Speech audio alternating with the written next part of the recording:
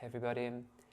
This Scorpio New Moon is so much deeper than, at this moment in time at least, we can realize and we can grasp. Of course, it's a Scorpio New Moon. Every Scorpio New Moon is about a deep release, a deep shedding of an old skin, of an old identity. It is a funeral process, or a funeral celebration, if you like.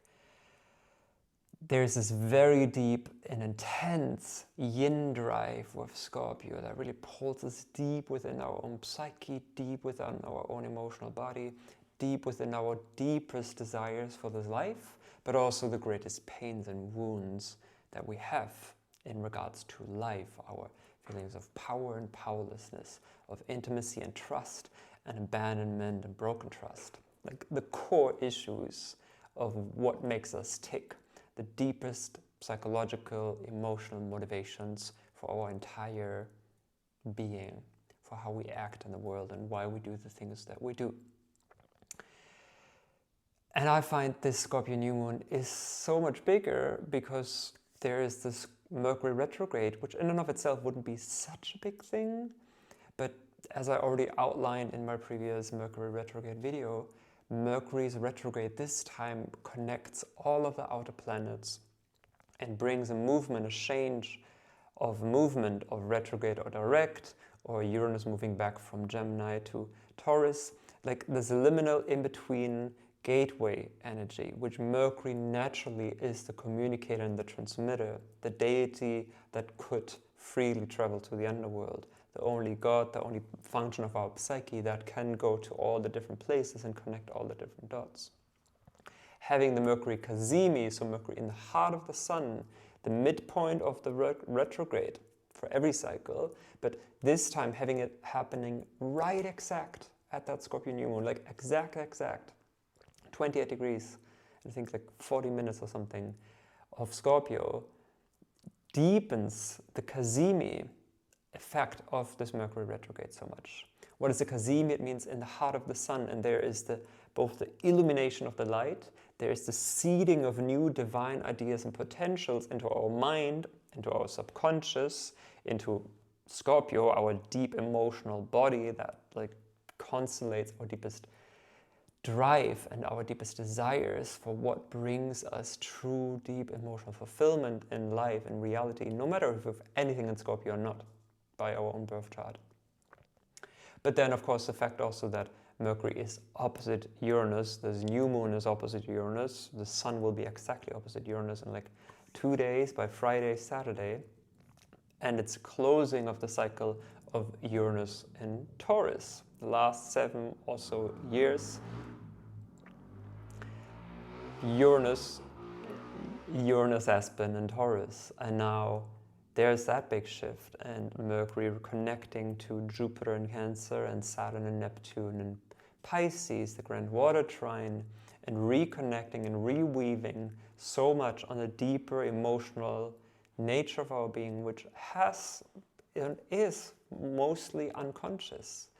No matter how much work we do, how much therapy, how much self-inquiry, the unconscious is the totality of everything that is governing us from the inside, which we don't consciously grasp. And that is the vast percentage of what our true psyche makes up, what it's about. There's nothing that inherently dark or bad or in any way judgmental about it.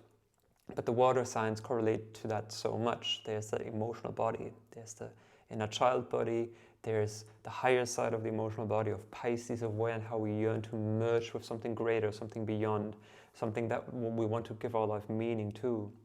And now we have the Cazimi of the new moon, the shedding of a deep skin, the preparation, the profound exhale of us, of people, of humanity, of the world, before the Saturn-Neptune cycle in Aries will really start kicking off by February. And Mercury also makes this opposition to Uranus, allowing us, right? Keep in mind, Mercury is also associated with the kind of lower mind, our normal human mind, nervous system, speech, thoughts that we can consciously grasp. And Uranus is the higher mind of our being. It's a higher mental body that also, if you believe in that, gets taken over from lifetime to lifetime, and in that way also remembers the deeper or higher vantage point of our life's unfolding, of our destiny, of why we have the deeper drives that we have, what deeper core do they connect to, and how does it connect to stories that our past lives or our ancestors also played out. That's true. Now Mercury opposite Uranus, but in the heart of the sun for Scorpio New Moon, like I already have said in another video, this is profound psychological insight that is being seeded. But, and here's the big but, Mercury is still retrograde. And it is hidden from view. It is in the heart of the sun. It's not something that we can consciously grasp just yet. Once Mercury moves direct again and passes these degrees by mid-December, I think this is when slowly, what I just said, the divine seeds that the sun as kind of this metaphorical image of divine light, divinity, bestows upon us, seeds as a potential for how we can go about expressing our own desires in this life, expressing our individuality and the life that we create from that point on, from having a clarity of mind, a clarity of perception of who we want to be and what motivates us really, truly, deeply. I think a lot of new clarity will emerge here by mid-December. And still, this moment right now is the deep seeding point, and the deep release, the deep exhale, the profound shedding, even if it's uncomfortable or if we're reluctant to do that or to really go through the emotional feeling process because we've been sitting with it for so long, or some of us maybe for years, depending on what kind of stronger transits you are living through. But this really feels like one last deep stripping away and piercing of illusions and piercing of where and how we have unconsciously given our power away and mentally identified with one way of seeing ourselves or the world or reality or the people or our old stories, our old pain, our old wounds in a specific light. And that this new moon and this deep exhale and this deep surrender that it also wants to bring, that it's trining Neptune at the very end of Pisces very, very closely as well. And it has this opposition to Uranus that just says, in Taurus, come into your body, be in the present moment now, center in your sensuality and find the simplicity of the stability of the present moment there. So that this deep, profound, intense Scorpio yin energy and drive that pulls us so deep into our heart, pulls us so deep into our emotions, pulls us so deep into our psyche, or also the psychic drama between us and other people. So that kind of intensity and these intense stirring waters that are moving right now for all of us, that can really ground and anchor them in the presence of our physical, animal, sensual body.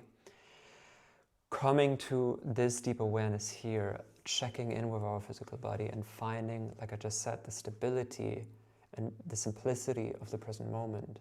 That when all of life gets too much and we feel overwhelmed by all of these waves, which are definitely flooding the planet, Schumann frequencies, geopolitical, gobbledygook, craziness, but just coming back to the present moment here now and our own body and what our own body is experiencing and feeling right now can offer at this time, and I think also over the next couple of days, a really profound deconditioning, a really profound release of old stories in our nervous system, in our physical body, that prevented us from seeing a greater view of reality, prevented us from seeing ourselves and others more clearly, made us feel powerless, or created these infested waters of Scorpio, right? Scorpio's fixed water, but what does fixed water also do apart from maybe it's frozen ice or it's the water in the very deep end of the sea, of a lake?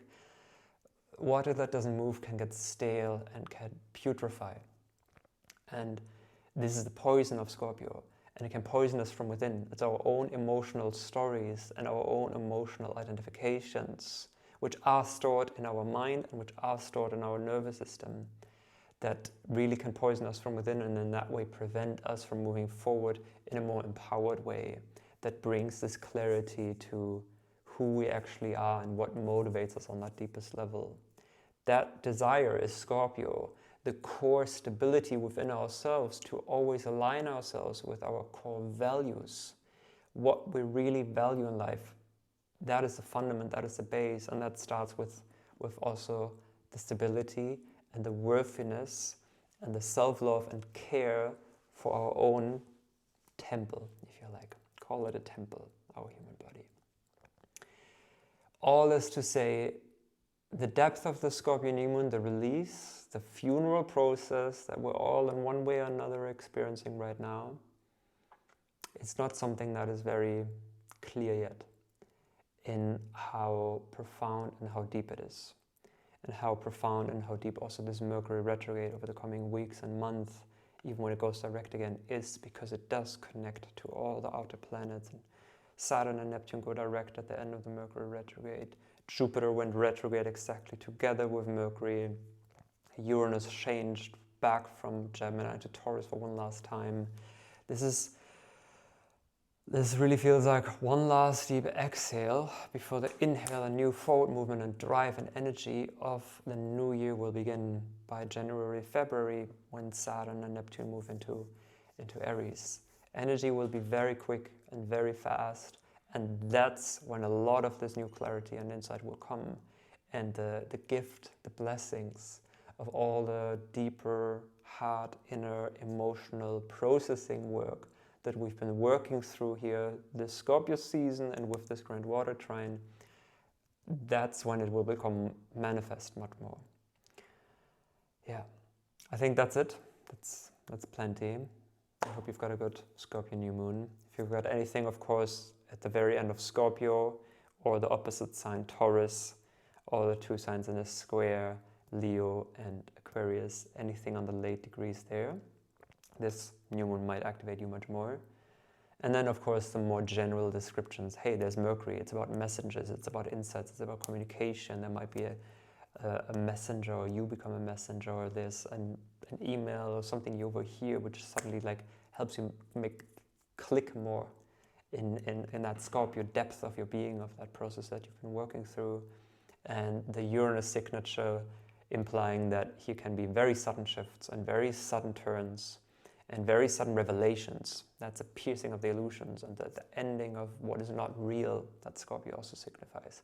And with Uranus signature, it can be very quick, can be very unexpected, can be very shocking as well. It can be very painful, the disillusionment there. They're like, wow, secrecy, a shadow has been coming to light, somebody, whatever, your partner has betrayed you for X amount of time, and that suddenly comes to light, and that is very shocking. At the same time, it carries this liberating frequency of Uranus. So things from the shadow, things that were meant to be kept a secret or hidden from your view, could also come out into your awareness very suddenly, very, very explosively. The example I just gave, a random example with a romantic partner, is just, of course, one of a million ways of how this could play out. But again, this is a new moon. I feel the energy will start moving so much more once Mercury moves direct by the end of the month. And that's also when the suddenness of Uranus might actually kick in.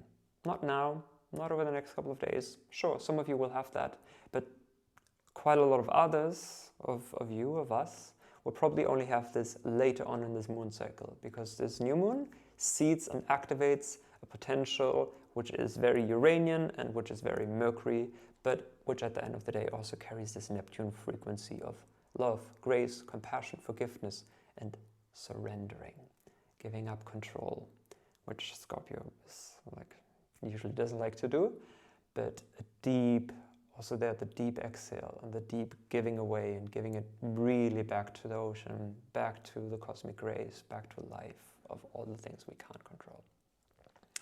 Thank you so much for listening. I hope this gave something to you. As always, if you want to meet me one-on-one and really dive much deeper into where and how all of these cosmic stories and greater collective shifts constellate and activate your personal chart and your personal life in a very, very direct and concrete way, you can meet me for one-on-one sessions. And apart from this, I'm always so grateful if you feel like liking this video or subscribing to my channel. Thank you so much, and talk to you soon. Bye-bye.